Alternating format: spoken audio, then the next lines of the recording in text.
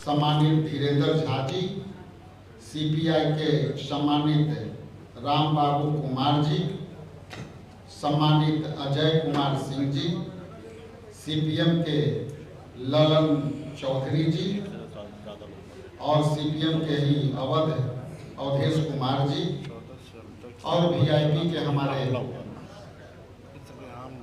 नेता मुकेश साहनी जी। आज बहुत ही घटना जो पहलगाम में हुआ है, लोगों ने शोक संदेश के साथ जो विमर्श था हुआ। मैं अपना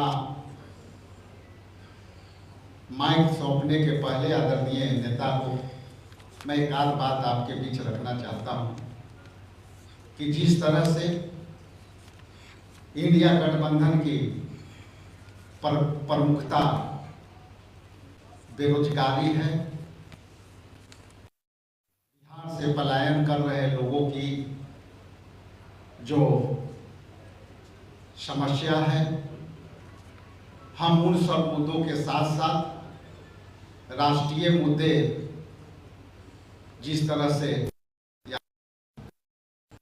है गरीबी में और पंचायती राज व्यवस्था में जिस तरह से आवास की समस्या है, इन सारी समस्याओं पर विस्तार से बात हुई, जनहित के मुद्दे पर बात हुई। मैं आग्रह करूंगा आदरणीय तेजस्वी प्रसाद यादव जी के विस्तृत वार्ता आपके साथ करें। आदरणीय तेजस्वी यादव जी। बहुत बहुत धन्यवाद राजेश जी। और यहाँ सभी हमारे महागठबंधन के नेता बैठे हैं और सभी पत्रकार बंधु, press media, electronic media, print media और सारे पोर्टल और यूट्यूबर्स का आज के प्रेस कॉन्फ्रेंस में आप सब लोगों का स्वागत है। और जैसा कि आप सब लोग पहले से ही जानते थे और हम लोगों ने पिछली बैठक में भी आप लोगों को सूचित किया था कि आज की हम लोगों की बैठक जो है कांग्रेस कार्यालय बाद अलग अलग जो हमारे साथी दल है उनके यहाँ भी हम लोग बैठेंगे और बैठकें जो है वो करेंगे। तो आज जैसा पहले से तय था, आज हम लोगों की बैठक हुई और सबने शोक जताया जो पहलगाम में आतंकवादी हमले हुए और पर्यटकों पर हमला हुआ, जिसकी निंदा हम सब लोगों ने की। और शुरुआत हम लोगों ने जो है 1 मिनट का मौन रख के अपनी बैठक की शुरुआत की। आप सब लोगों को आतंकवाद के खिलाफ का निंदा प्रस्ताव भी हम लोग पेश करेंगे और जब पेश करेंगे तो उससे पहले जो 10 प्रमुख बातें हैं उसमें आप लोगों को बताना चाहेंगे। लेकिन इससे पहले जो हमारा इंडिया अलायंस जो महागठबंधन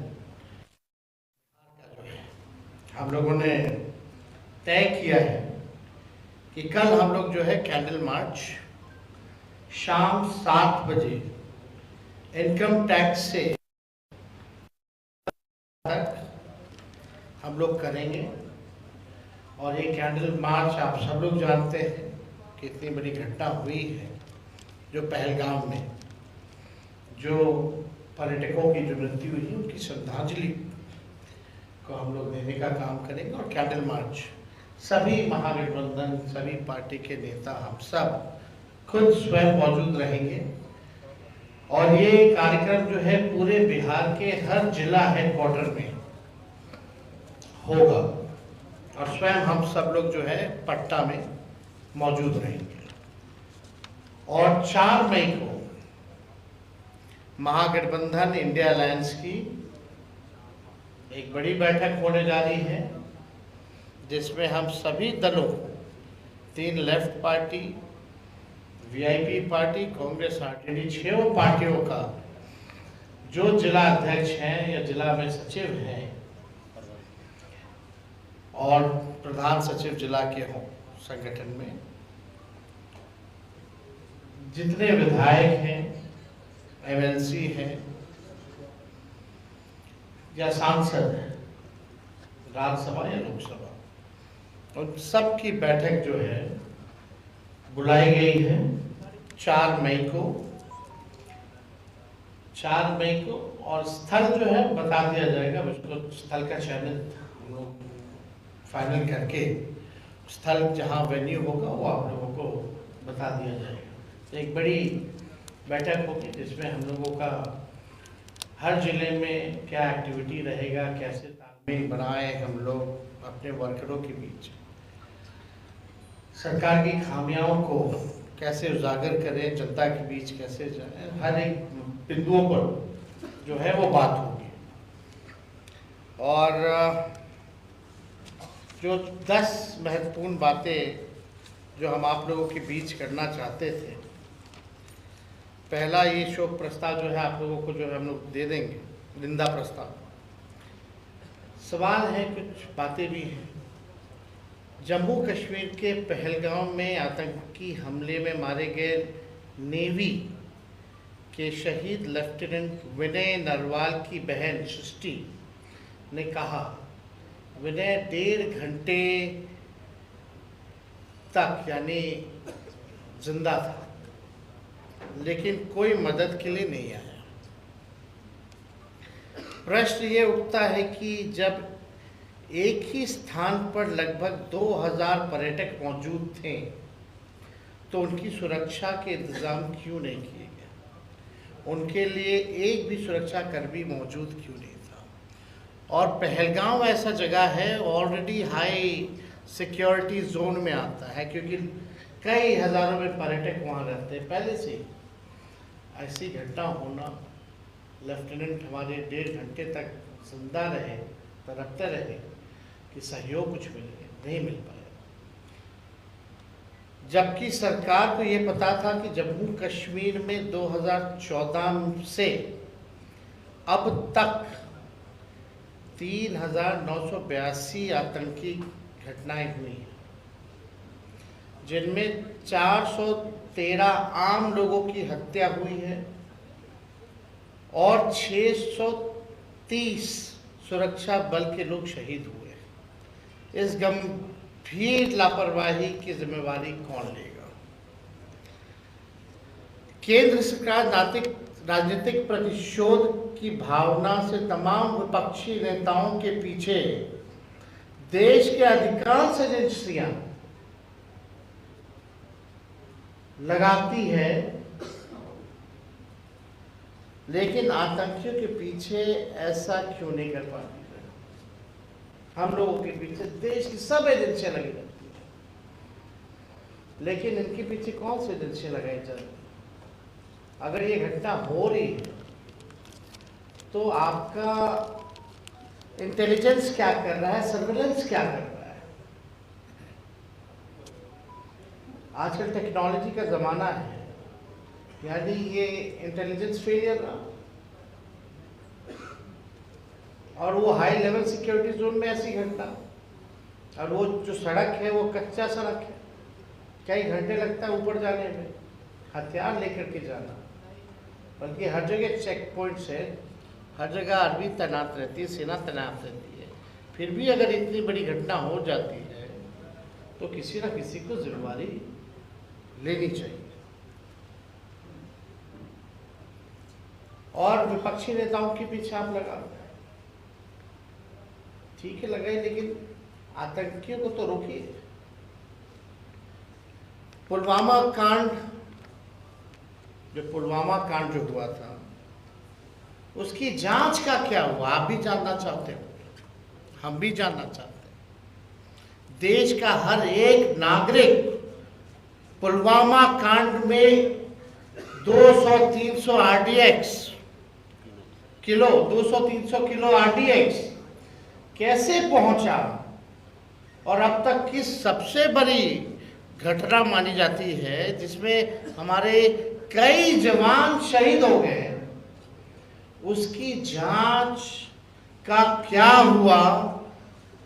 देश का हर एक नागरिक, हर एक भारतीय ये जानना चाहता है उस जांच का क्या हुआ, कौन था उसका दोषी, लापरवाही कौन, किसका फेलियर था।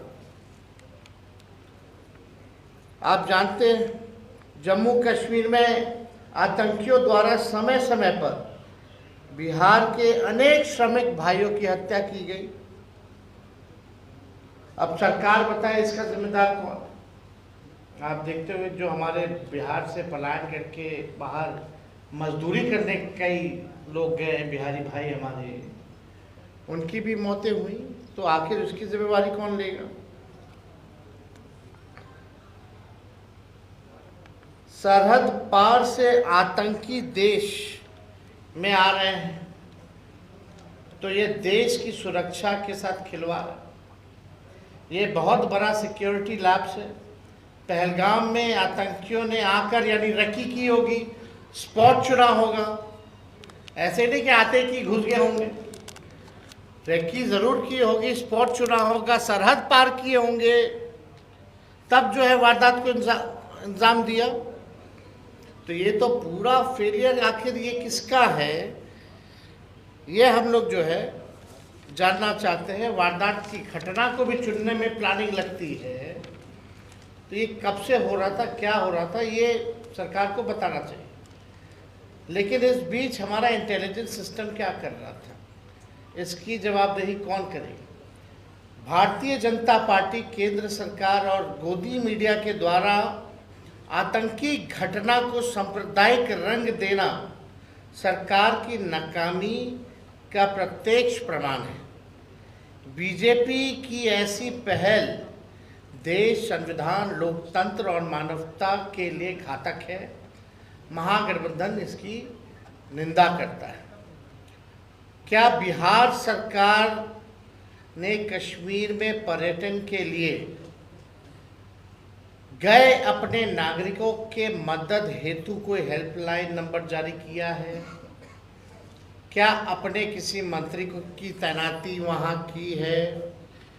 बिहार के नागरिकों की सुरक्षित वापसी सुनिश्चित किया है?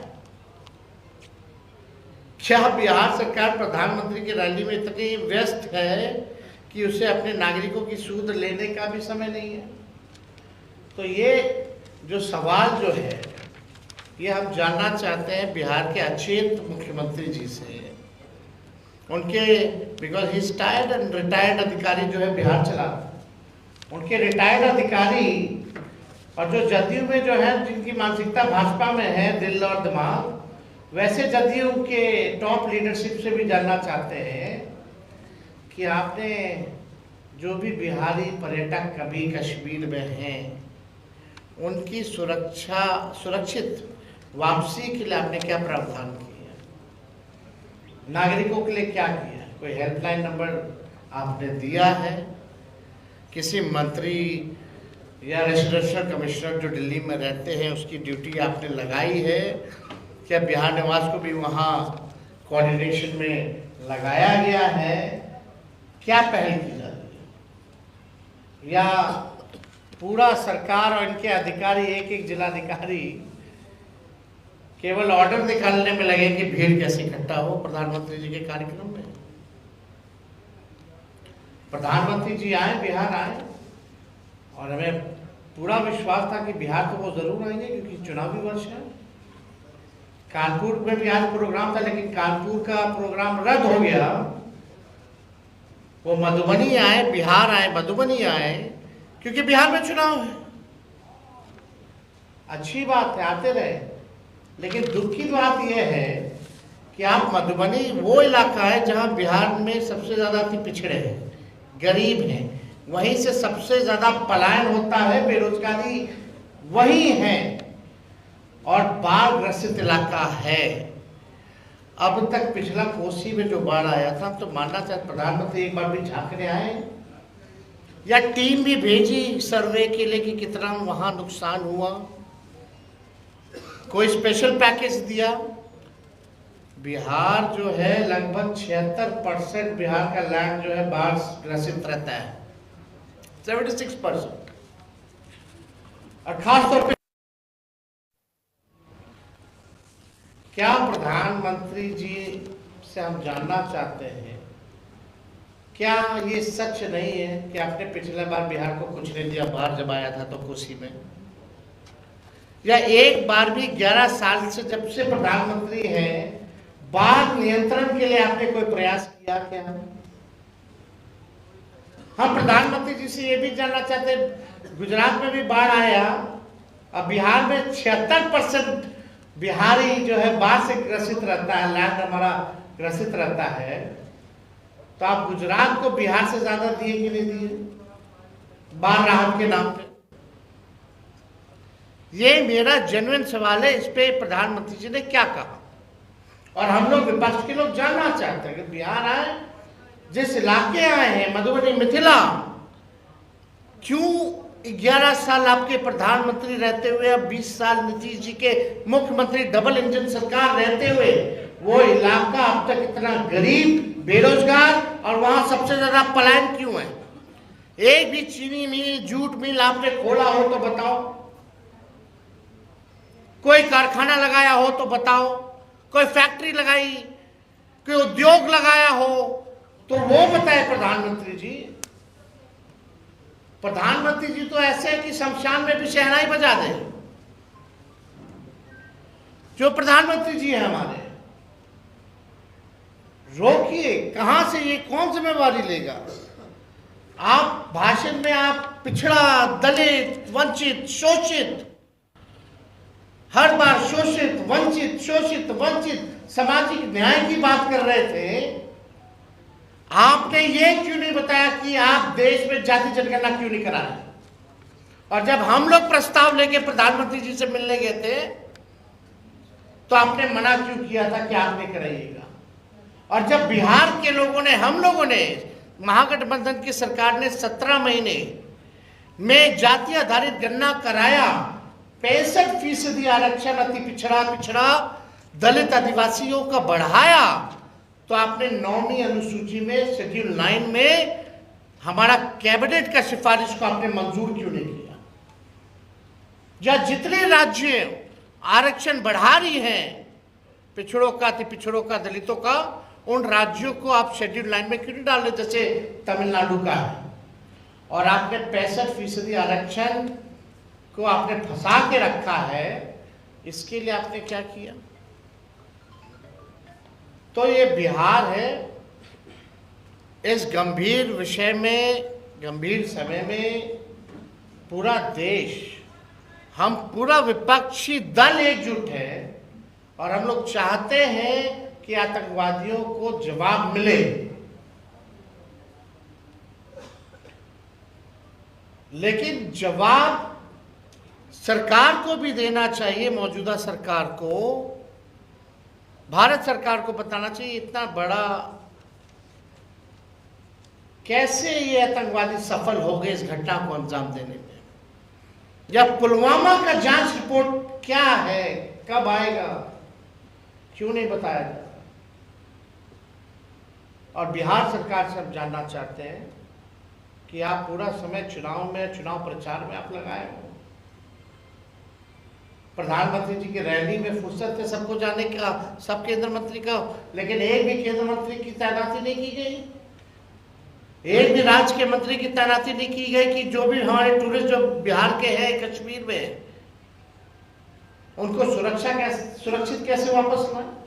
तो ये गंभीर सवाल है जिस पे आज हम सभी साथी बैठ करके हम लोगों ने चर्चा की है और अपनी बातों को आप लोगों के समक्ष भी रखा है। और आगे का जो हमारा कार्यक्रम होगा वो भी हम लोगों ने बताया। जो मेन कोऑर्डिनेशन कमेटी है वो पूरी तरीके से तैयार है और उसमें अलग अलग कोऑर्डिनेशन कमेटियों का भी हम लोगों ने निर्माण किया है, विच इज़ इंटरनल, बट आप लोग तो सब लोग जानते हैं। इसमें मीडिया के भी कोऑर्डिनेशन के लिए भी है, स्पोक पर्सन का भी है, मैनिफेस्टो का भी है, सोशल मीडिया का भी है, इस तरह के और भी कोऑर्डिनेशन कमेटी का निर्माण हम लोगों ने किया है ताकि बिहार के सवाल को मजबूती के साथ हम विपक्ष के लोग उठाते हैं। तो और कोई अगर कोई सवाल होगा तो आप लोग पूछ सकते हैं।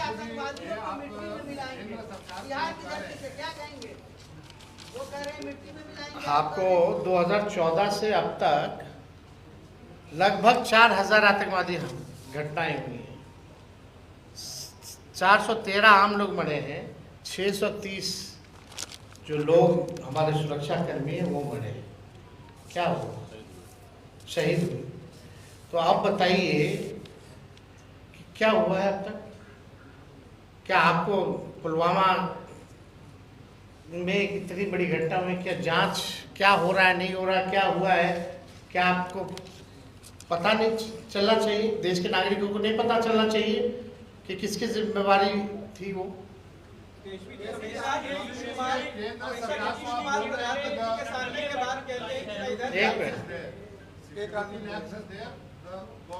central government should take responsibility, but there is also a state government. You feel that the state government? do you think that that's a union territory and police comes under the home ministry or the state government? But have you called the chief minister for the review meeting? Have you called the chief minister for the review meeting? When home minister went for the meeting, LG was there. Why didn't he invited the chief minister? मतलब मुख्यमंत्री को आपने बुलाया ही नहीं। एक तो union territory है, police Jammu Kashmir सरकार के अंतर्गत नहीं है, वो भी गृह मंत्रालय के अंतर्गत है, केंद्र सरकार के अंतर्गत है। और आप बैठक हो रही है, आप वहाँ के मुख्यमंत्री को नहीं बुला ले, गवर्नर साहब को बुलाए हो।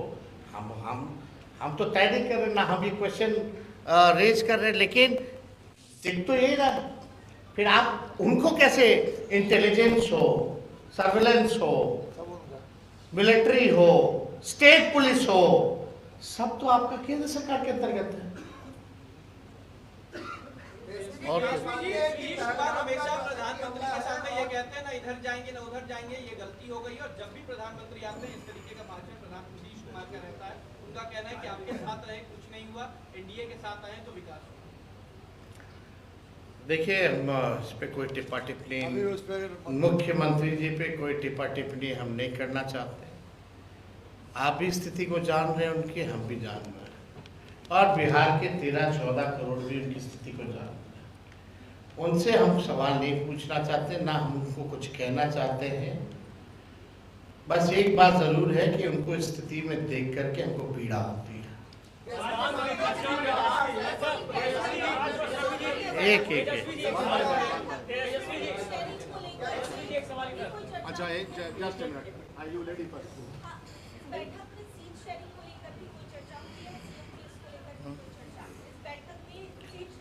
देखिए, आप लोग जो आप लोगों के लायक का सवाल ही नहीं, वही क्यों पूछती है? ये हम लोगों का काम है। पब्लिक इस बारे में जानना चाहती है। तो हाँ, एनडीए पहले एनडीए से पूछिए, एनडीए से पूछिए। और जहाँ तक उन लोगों का खेमा का बात है, तो ये बात तो तय है कि जब तक चुनाव है तब तक मुख्यमंत्री का चेहरा नीतीश जी होंगे, और चुनाव के बाद नहीं होंगे। हमारे यहाँ ठीक उल्टा है, हमारे यहाँ जो नाम होगा वही चुनाव।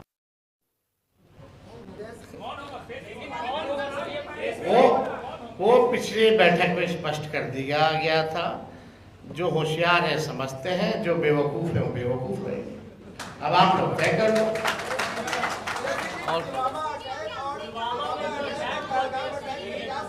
सरकार ने खड़े कदम उठाए, उसके बावजूद एक सर्वदलीय बैठक भी बुलाई है। केंद्र की सरकार ने एक सर्वदलीय बैठक भी बुलाई है पाकिस्तान के कार्यक्रम में। आपको अभी तक ये बात नहीं समझ गया है पत्रकार महोदय, जदयू अब रही नहीं, क्यों बीजेपी हो गई है। अब जदयू कहाँ रहेगी?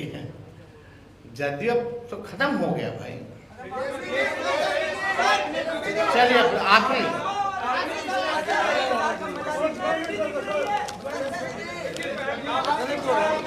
चलिए बहुत बहुत थैंक यू।